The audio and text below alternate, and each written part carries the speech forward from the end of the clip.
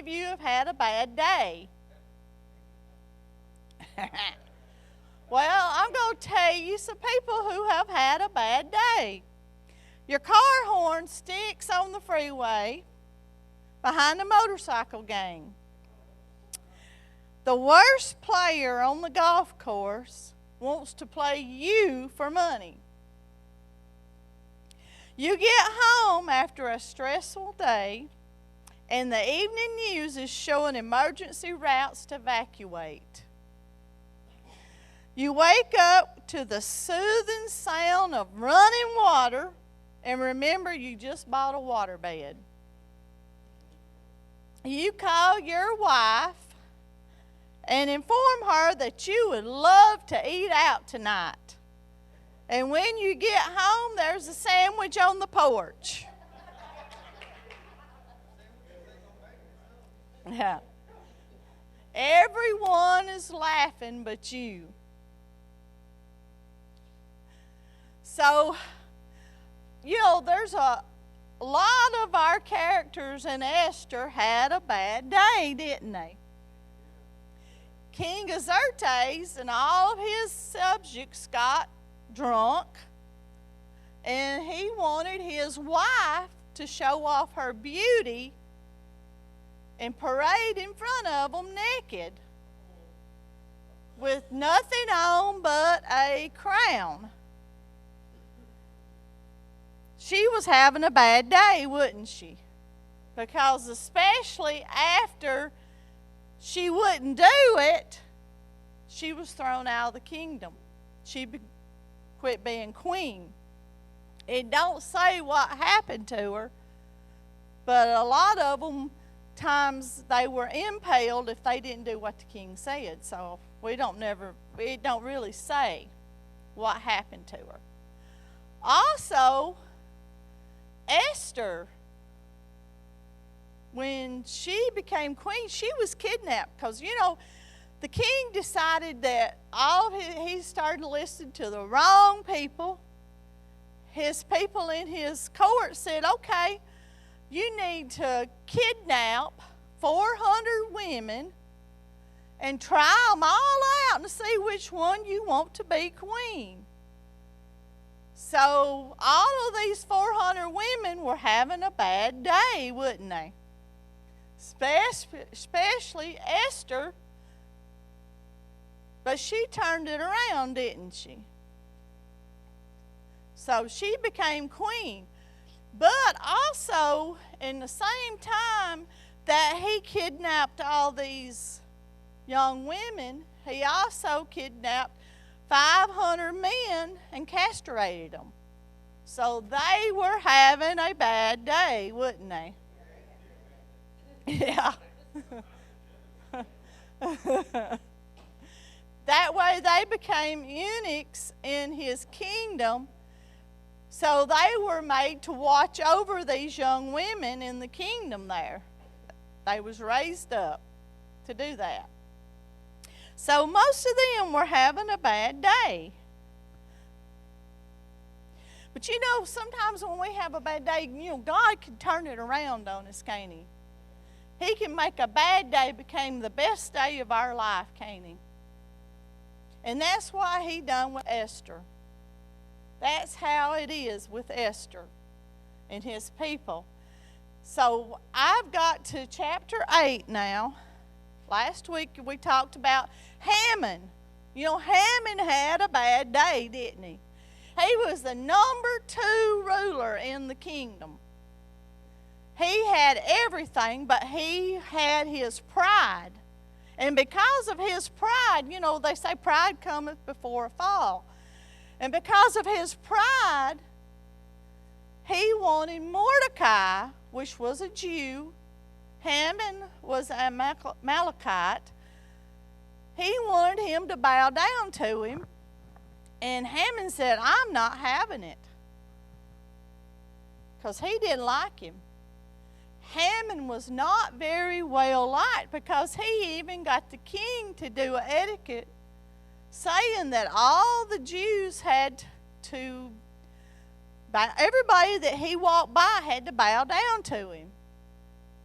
he let his pride get in his way, didn't he? So I'm going to start in chapter 8, verse 7. See, Esther could not go before the king without the king held out his scepter. If she went before the king without him holding that out, she would be killed. She would be impaled. That's what happened to Haman. So she had this banquet, and she told him about all the stuff that Haman had done, that he had tricked him into putting out this etiquette for all the Jews to be killed. They were all supposed to be, all the people in the city could kill every one of them. Every Jew could be killed. And then all their goods could be taken away from them. So she went before the king and asked him to do something to save her people. Well, the king could save her, but it's Persian law. Once you have an etiquette done, it can't be changed. It's law. It's set in right there. Nothing can be done about it. King Xerxes, and it says Azarias, but Xerxes is how it's pronounced in ours. He made this law that he was always listening to the wrong people. First Haman, his princes and everything, he was, okay, I'll do what, he got drunk all the time, and that's all he wanted to do was sit around, drink, and have wine, and then he'd done all these etiquettes and listened to all the wrong people all the time. So now he's here with Esther. Then King Xerxes said to Queen Esther and Mordecai the Jew, "Indeed, I have given Esther the house of Haman," starting in 7. "And they have hanged him on the gallows because he tried to lay his hand on the Jews. You yourselves write a decree." So here he goes about letting Mordecai write anything he wants to, a decree himself concerning the Jews as you please in the king's name, and seal it with the king's signet ring. For whatever is written in the king's name and sealed with the king's signet ring, no one can revoke.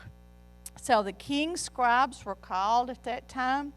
In the 3rd month, which is the month of 7, on the 23rd day, and it was written according to all that Mordecai commanded to the Jews, the satraps, the governors, and the princes of the provinces from India to Ethiopia, 127 provinces, and all in every province in its own script, to every people in their own language, and to the Jews in their own script and language. And he wrote in the name of King Azarias, sealed it with the king's signet ring, and sent letters by couriers on horseback, riding on royal horses bred from swift steeds. By these letters the king permitted the Jews who were in every city to gather together and protect their lives, to destroy, kill, and annihilate the forces of any people or province that would assault them, both little children and women, and to plunder their possessions on one day of all the provinces of King Azarias on the 13th day of the 12th month, which is the month of Adar.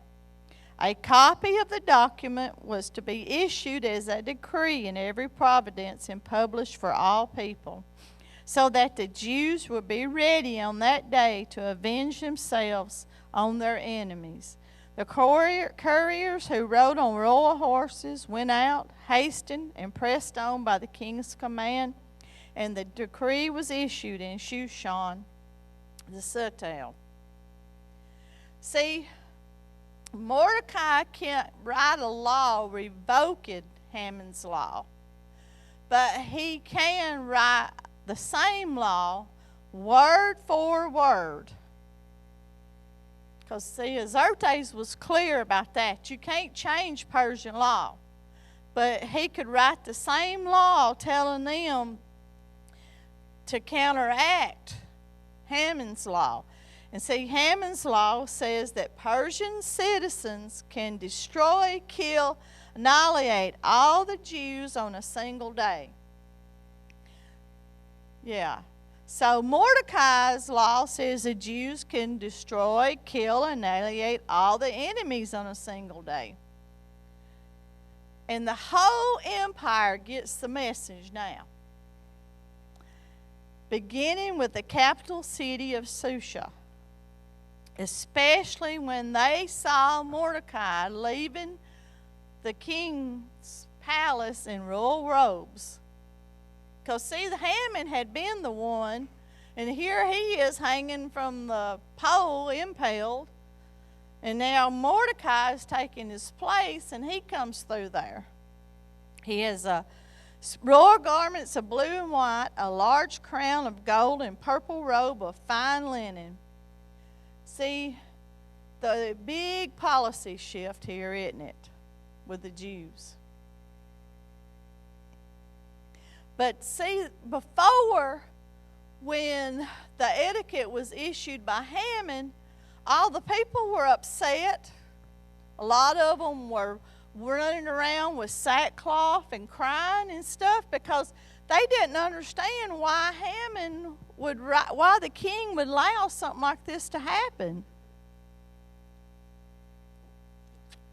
Because none of them liked Haman. Because they thought he was a tyrant, he was evil. So they didn't really like him. Well, now here, and a lot of them love the Jews. So now here it's turned around on them, and it's different. See, he was so disliked, Haman was, but Mordecai, apparently, he was well liked in the city. So it caused no sense to him why the king would do this etiquette. But now, this time, the city of Susha held a celebration. For the Jews, it was time of happiness and joy, gladness and honor. In every province and every city to which the etiquette the king came, there was joy and gladness among the Jews with feasting and celebration. See, Mordecai's counter law made sense to the people, but Haman's didn't. See, they found it a good law, a just law, a fair law, empowering law, especially for the Jewish people. But some of them probably thought, well, I hope Mordecai's not going to let it go to his head. What if he writes the etiquette down in some other ethnic group that he doesn't like? Somebody doesn't do right by him, he'll say, well, I'm going to wipe out all the people. Some of them were kind of, wow, what is going on here? All these people are going to be killed now. So either way, the solution is obvious. Many people became Jews that day because fear had seized them. Because they thought, well, man, if I don't become a Jew, I could be killed too. So I think I'll become a Jew. So Mordecai's law resulted in a strange kind of evangelism, didn't it? It was more of an evangelism of fear, but there was others that really were sincere with it, that they wanted to live under the protection of Mordecai's law. See, practically speaking, the motivations of these converts do not matter. The result is a Jewish ethnicity suddenly expands. They become converts. People do. They accept God as their Savior. And it has not happened for 1,000 years, except not since the time of the Exodus. See, when the Exodus happened, a lot of people joined with the Jewish people because they didn't want to be destroyed. Egyptians, all the other groups, that they knew God was in control and that God would wipe them out, because he told the people to wipe them out, kill all of them. So a lot of them became Jews because a lot of them loved the Jewish people. So they became in that group. So here all these people are walking around wondering what's going to happen. Is anybody going to join them? You know, a lot of them have no desire to kill the Jews. So they're wondering if the ones that were told to kill the Jews are really going to kill them. Are they going to go through with it? Because a lot of them know, you know, God's on the Jews' side. Who have you got on your side? But you got to think about, these people worship a different God. They sacrifice to their idols, yeah. Yes. You weren't in here when I done the Exodus, were you? Yeah. So the months count down until finally, we're going to be in 9 now.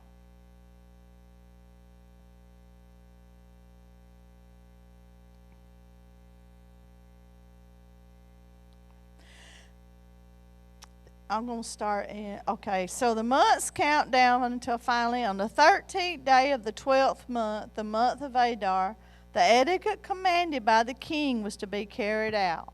On this day, the enemies of the Jews had hoped to overpower them, but now the tables were turned, and the Jews got the upper hand on those who hated him. So it turns out there was some people who did not like the Jews, decided, okay, I'm going to kill me all the Jews I can. So they went ahead and took a risk and went against the Jewish neighbors. But see, their Jewish neighbors fought back and won, because if you got God on your side, you've got everything, hadn't you? But see, if God turns away from you, you have nothing, do you? And see, these people found out what was going to happen to them once they turned their back on God, didn't they? So the Jews assembled in their cities of all the provinces of King Xerxes to attack those determined to destroy them. No one could stand against them, because the people of all the other nationalities were afraid of them. And the nobles of the provinces, the satraps, the governors, and the king's administrators helped the Jews, because fear of Mordecai had seized them. Mordecai was a prominent in the palace. His reputation spread throughout the provinces, and he became more and more powerful. And as a result, the Jews struck down all their enemies with the sword, killing and destroying them. And they did what they pleased to do to those who hated them. In the side tale of Susha, the Jews killed and destroyed 500 men. They also killed, Parshandaia, Delphine, Aspathia, Portha, Adalia, Ariditha, Parmashiatha, Arcei, Aridii, and Bazzathia. I hope that was kind of close. The 10 sons of Haman, son of Hamithia, the enemy of the Jews, but they did not lay their hands on the plunder. So the number of those killed was reported to the king on the same day. And the king said to Queen Esther, "The Jews have killed and destroyed 500 men and the 10 sons of Haman in the citadel of Susha. And that is the kind of damage they have done around here. What have they done in the rest of the king's provinces?" So the king's kind of a little upset here, isn't he? But he's not really upset about the people getting killed. He's more worried about the disruptions of his government. He's also worried about losing face, because only a bad king lets his population get out of control like this. But above all, he is worried about keeping his queen happy. And we know this because what he says next. Now, what is your petition? It will be given to you. What is your request? It will also be granted. See, Xerxes just can't help himself, can he? He let Haman do whatever he wanted to. That almost got his queen killed. He let Mordecai do whatever he wanted, which resulted in a mini civil war. So it makes perfect sense for him now to let his queen do what she wants to, don't it?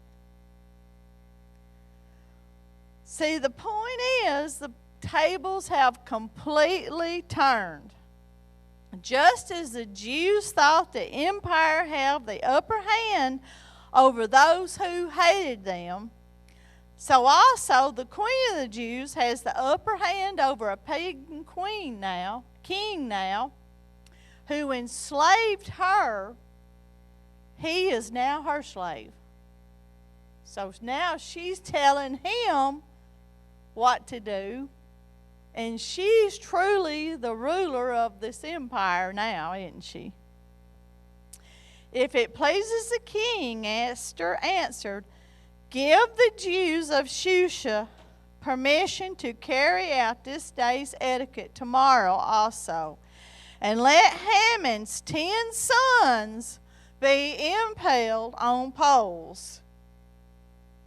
You know, a lot of commentaries I read, people ask, okay, what's going on with Esther now? You know, Esther was introduced to us as Hadassah. It's a Jewish name that means myrtle, a kind of evergreen tree that produces cloves, a lovely scent.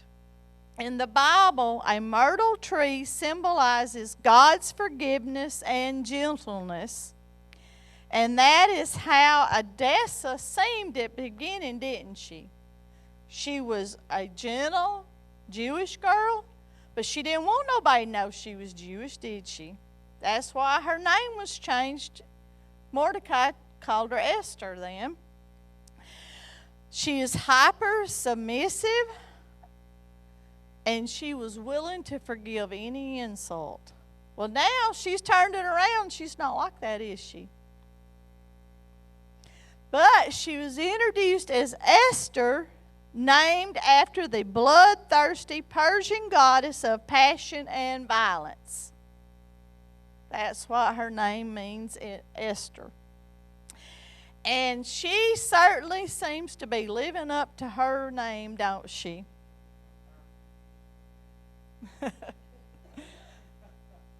Last week, she was able to watch impassive when Haman fell down at her feet and begged for mercy. Don't impale me. She just wiped him away. Go ahead, take him off. So he was pleading for mercy. to a lingering, gruesome death. And the way they killed them back then, as I have told them before, they impaled them with this pole that went through the orifices of their body. And if it didn't hit a vital organ, then they hung there, and it was like 75 foot up in the air. They would hang there till they died. So, and now today, while the king is horrified by the damage done to the capital city, she commands another day of it. Okay, come on, let's go. We want another day of killing. And if ancient tradition is correct, the people begin to call her by the fearful name Ishtar, the goddess of love and death.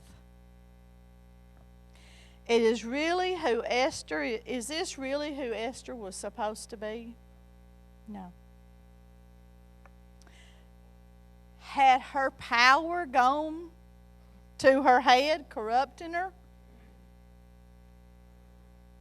Or was this a massive demur, just a mask concealing a bloodthirsty monster that she actually was all along? Are we finally meeting the true Esther? Well, we're going to come back to these questions in a minute. So the king commanded that this was to be done. The edict was issued in Shusha, and they impaled the 10 sons of Haman. Now, you just think about this. These guys are already dead. The Jews in Shusha came together on the 14th day of the month of Adar, and they put to death in Shusha 300 men, but they did not lay hands on their plunder. Meanwhile, the remainder of the Jews who were in the king's provinces also assembled to protect themselves and get relief from their enemies. Now, the king a while ago was wondering what kind of damage done. Well, here he issued another edict. What kind of damage is being done again? They killed 75,000 of them. Well, no, it said kids and children and women. It means all. It means all. It just wasn't men.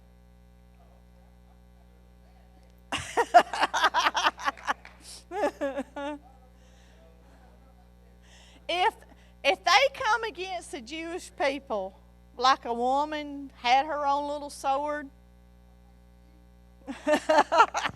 well, I meant to other people, the Persians or what other ethnic, right? Anybody that come against a Jewish person and tried to kill them, or someone who claimed to be Jewish, they tried to kill them, they had the right to fight and themselves, protect themselves. They couldn't just go out and kill the people, whoever they wanted to. Huh? No. Yeah. He made her. He listened to her. Yeah.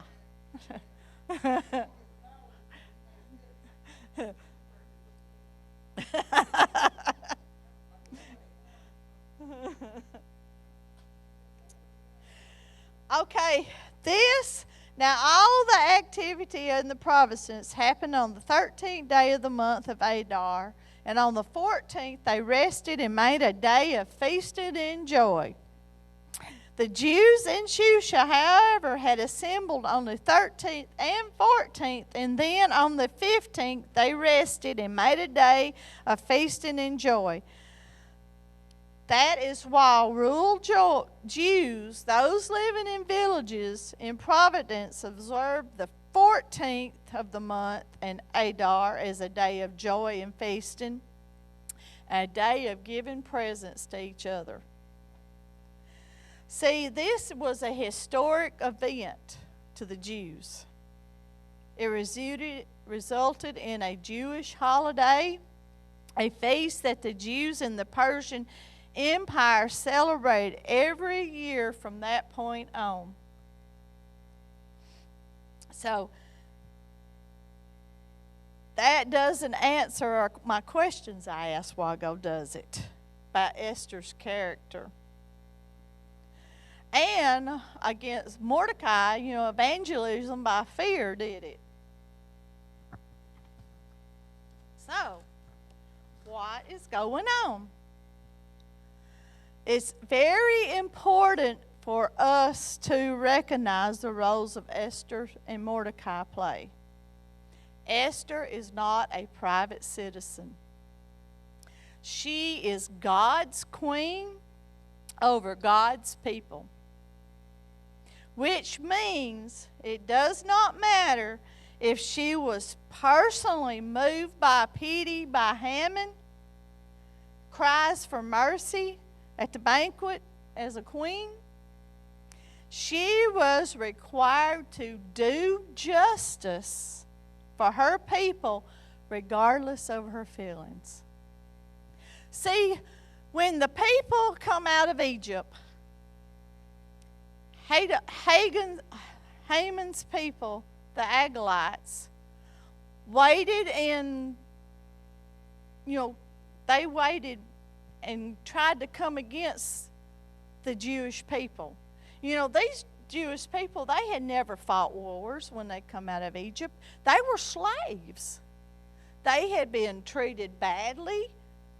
They had been forced to do labor, work. They didn't have any kind of weapons. All they had was what shoes they had on their feet and what clothes they come out with. So the main people, the soldiers and the ones who were stronger, were in the front of the battle, so they could fight anybody that come against them. Well, the Amalekites decided they was going to sneak around to the back where the older people and the kids were, and they started killing them and the ones that was lagging behind. So God said, okay, you want to be like that? Wipe them all off the face of the earth. And that's what the etiquette meant. That's what she did. That's what Mordecai did. See, Mordecai was also a Jew. And he knew that's why he had so much hatred toward Haman, because he knew he was a Amalekite. Yeah, back then it was. See, God did not want, he knew that if he let any of these people live, what would happen?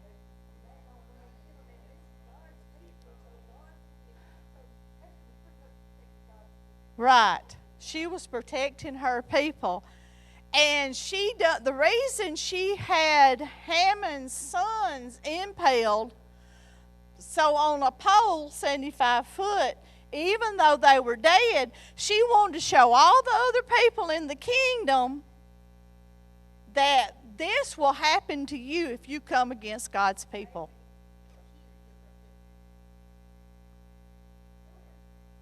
Huh? Huh?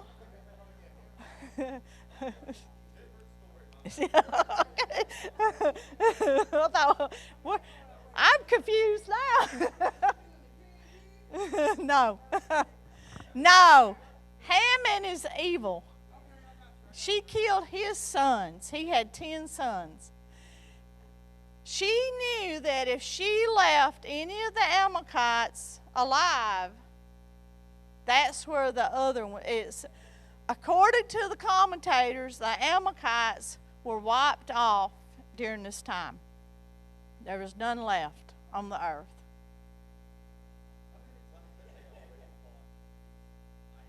Yes. Well, see, King Saul, Joshua. Yep.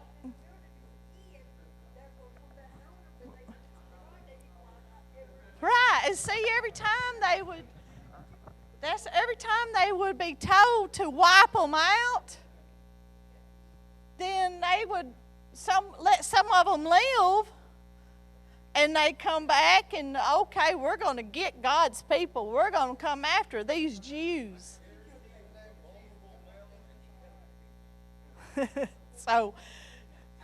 So here, that's why the Amalekites were wiped off. And that's why Haman's sons was shown to all the people, okay, this is going to happen to you if you come against the other Jews in the city. Right. Right. Yeah, that's why. And see, that's why God, He wanted them all destroyed. He wanted, and you know, He's going to do the same thing in final judgment, isn't He? He's got the final judgment is going to be God's going to pour out His wrath on this earth. If you do not know Him, Jesus Christ is your Savior, He's going to come just like that right there. And He's going to destroy you if you don't accept Him as your Savior.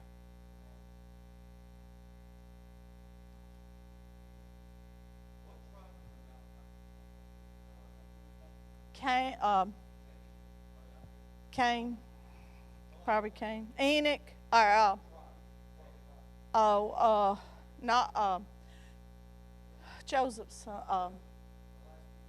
Yeah, Isaac. You know, he.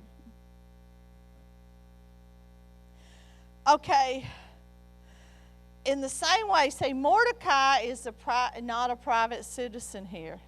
He is a prime minister of Persia, but he's not just a prime minister. He's something far more important. Mordecai is descended from King Saul of Israel. See, God had commanded Saul to wipe out Haman's people in judgment for how they had attacked God's people when they were at their weakest, coming from the Exodus. See, King Saul was supposed to treat his war against Haman's people as a holy war. But see, King Saul, that's why he quit being king again. Because he didn't do what God told him to do. He brought back the plunder, and that's why they was told to leave the plunder there. Not take any of it. God's people knew that if they took that plunder, what could happen to them also. So they were actually doing what God told them to do. Yeah, because see, that's what happened to Saul. Saul was supposed to take no prisoners, take no plunder. He was supposed to dedicate it all to God and God alone. See, Saul disobeyed. He took prisoners. He took the plunder. He just took the best of it, all of it. And see, God took His kingdom away because of it and gave it to David. See, he thought it was his ordained duty, Mordecai did, to get rid of the Amalekites, to take Haman down. That this was a holy war that his ancestors began. Right, pride. See, but Mordecai was so incompetent that he actually triggered the whole genocide crisis, didn't he? See, all Mordecai had to do was just kind of bow to him.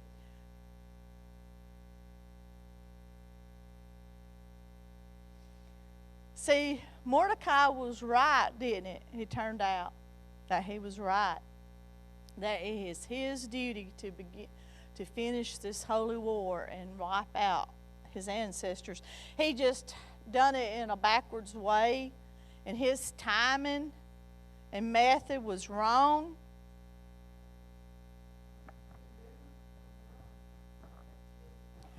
Well, you just think about who Mordecai was, though. He wasn't godly. He didn't pray. He became a Persian just like all the rest of them. He acted like a Persian. See, I think Mordecai was one of these Christians that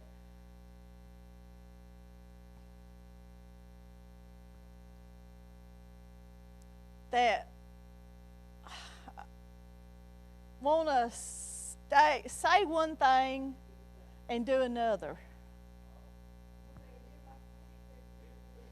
Yeah. His power. He wanted power. He wanted the pride. But he went about it the wrong way, didn't he? Greed, pride. See, Mordecai, if he had just told some of them, okay, why is Haman being prime minister when I'm the one that saved the king's life? You know, back in chapter 3, he saved the king's life. Yes, he didn't want nobody to know he was a Jew. Yeah. Yeah. That's what this whole chapter kind of is, isn't it?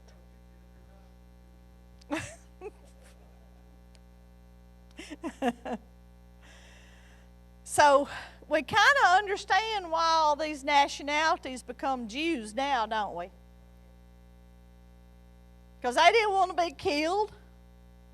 They think, well, if I'm a Jew, Mordecai's over all of us, you know, he's got all this power now. He might decide he don't like us and he want to kill us. So we'll all become Jews now, and then they won't kill us. We'll be right there with them. But also, some of them were really, it brought back the followers into the synagogue.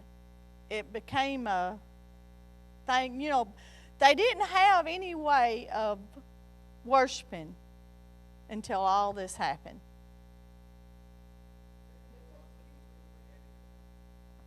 But yeah, they was told to go back to Jerusalem and build the temple there.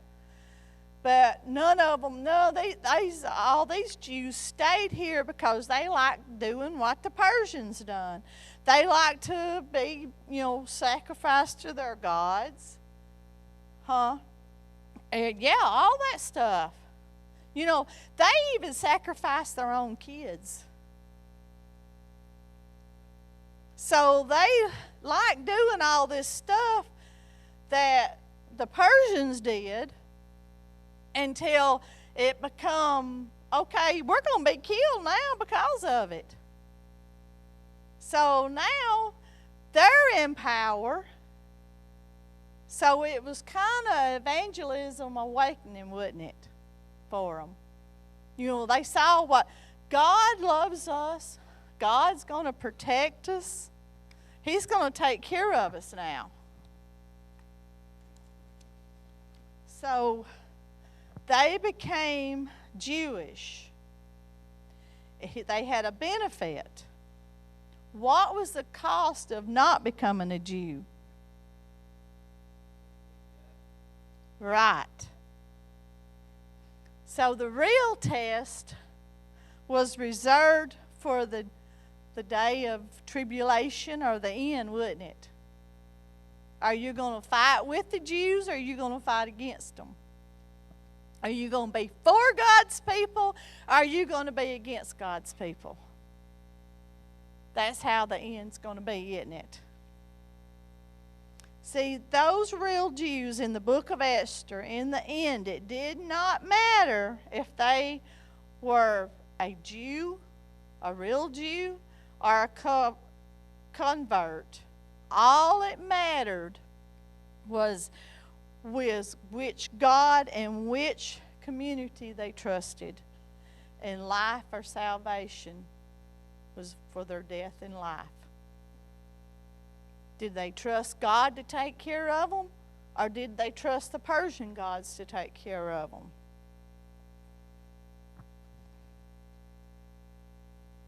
See, the book of Esther marks an important transition. Esther and Mordecai are not in God's land.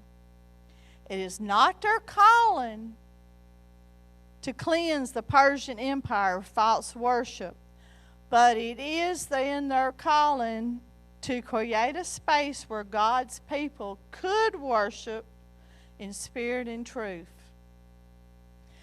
So, see, the nature of the war changed slightly. The rules were really the same. If the people did not repent, take no prisoners, take no plunder, dedicate everything to God. But the conditions were different because God's people were scattered among the nations like we are. We're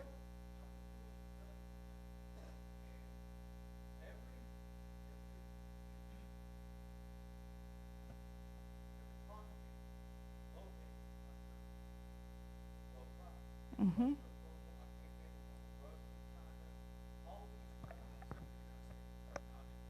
Right. Yes. We're like Gentiles. We're the Gentiles. So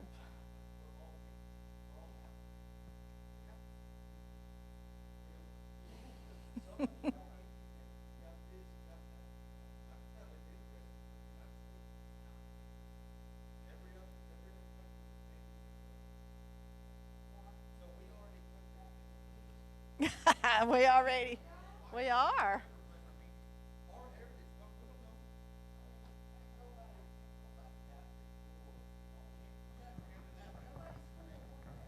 Right. So we had to. See, we all live scattered among the nations, which means we are called to preach and tell others about Jesus Christ.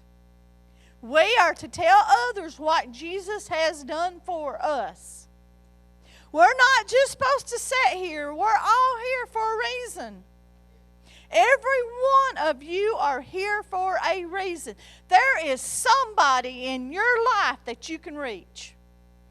They may not be here, but there's somebody here in your life. If you really get this and you really turn over your heart and your life to Jesus Christ, He will give you the words to say. He will tell you who that person is also. He'll tell you who you need to talk to, who you need to tell about Him, how much He loved you.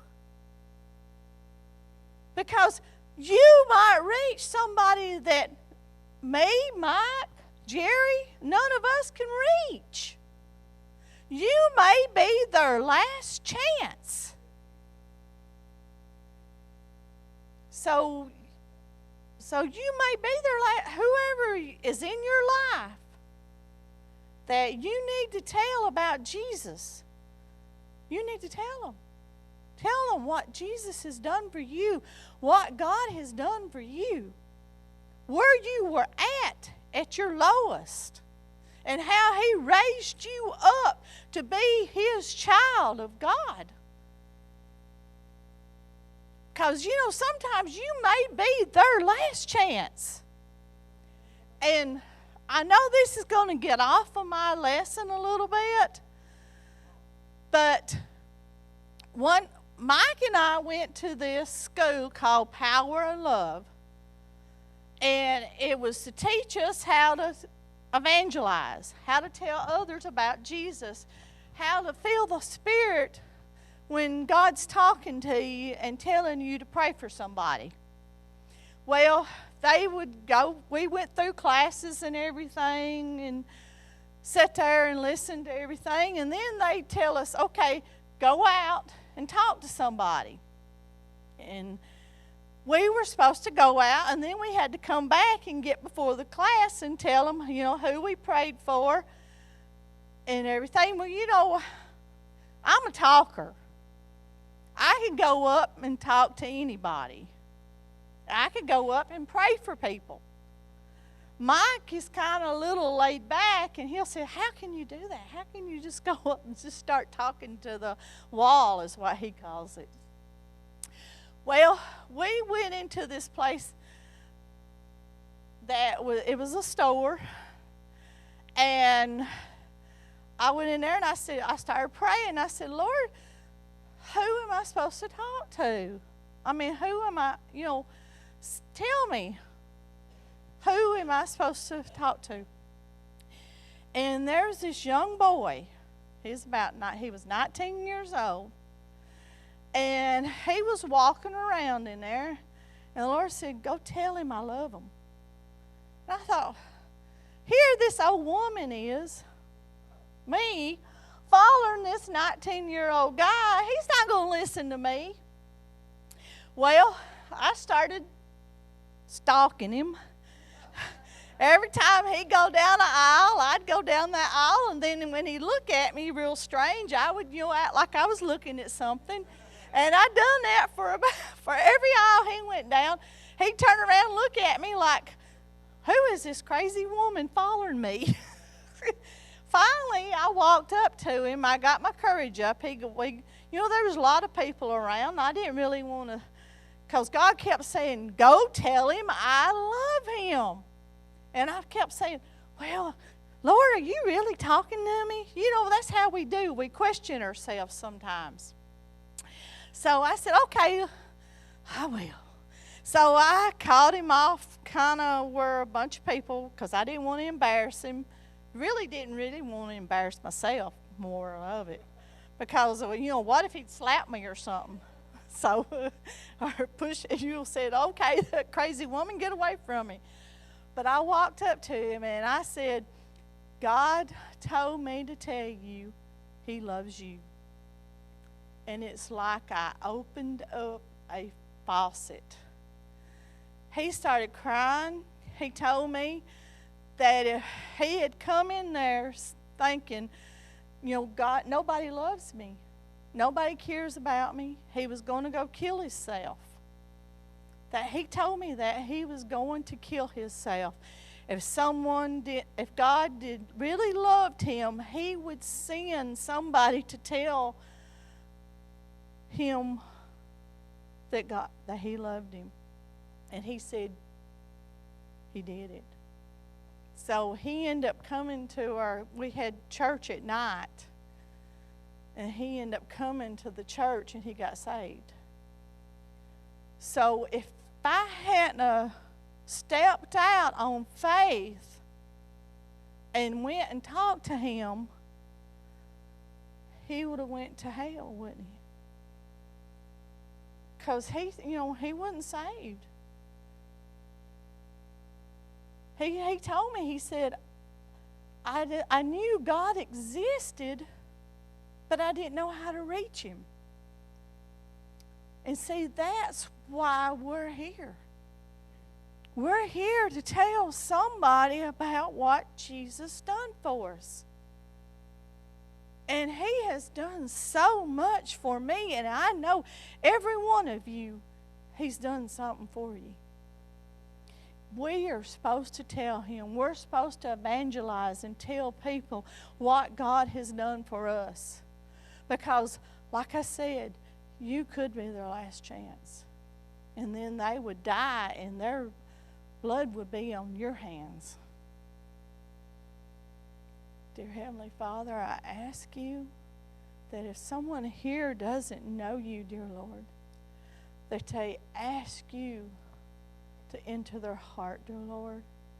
And I ask you, dear Lord, just give them the boldness to go tell others about you, what you have done in their lives, dear Lord.